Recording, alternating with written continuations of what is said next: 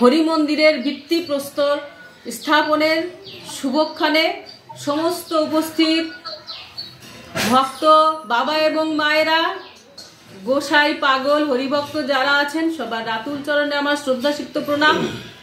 আজকে বেশ খবরটা পেয়ে মনটা আনন্দে আপ্লুত হয়ে গেল যে একটি মন্দির স্থাপিত হতে যাচ্ছে, যেখানে সমস্ত মানুষ তাদের মনোবাসনা ঠাকুরের শ্রীহরি শ্রীপদে পাদ্যে জানাতে পারবেন এবং সবাই সংগঠিত হবেন।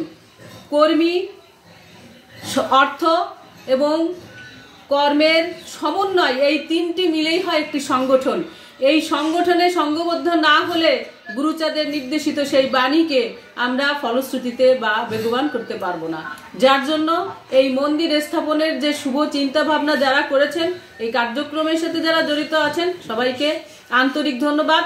সর্বপ্রথমেই আমি তিতাসকে দেখতে পাচ্ছি, যার সুদূর ইটালি থেকে সে বসে বসেও ঠাকুর সম্পর্কে আমাদের এই অগ্রযাত্রাকে বেগবান করার জন্য অর্থ দিয়ে, তার চিন্তা শক্তি মননশীলতা দিয়ে এগিয়ে নিয়ে যেতে চাচ্ছেন এবং সবাইকে উৎসাহিত করছেন।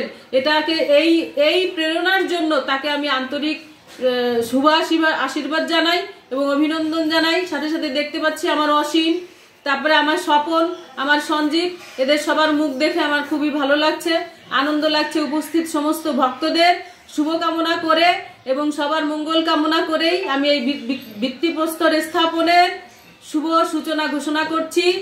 জয় হরিবোল। সাথে সাথে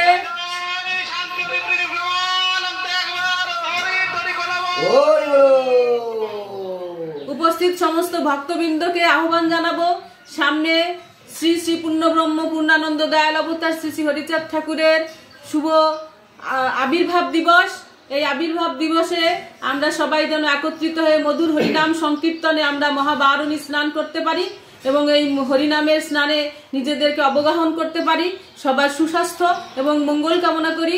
আজকে দূরে বসে আমার যে সমস্ত ছেলেরা ঠাকুর বাড়িতে উপস্থিত হতে পারেন নাই, তাদের মন অবশ্যই চঞ্চল হয়ে উঠছে, প্রাণ কাঁদছে ঠাকুর বাড়ির জন্য, ভক্তদের সাথে মিলিত হবার জন্য। ঠাকুর তাদের সেই মনোবাসনা দূর থেকে পূর্ণ করুক, তারা সুস্থ থাকুক, ভালো থাকুক। আগামীতে তাদের নিয়ে যেন আমরা এই মহাবারণী উদযাপন করতে পারি।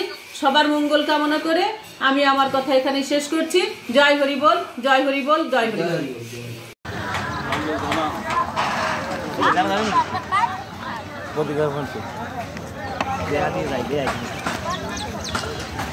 ভিতরে গেলি তোর ভিতরে গেলাম দেখা দিয়ে আজকে একটা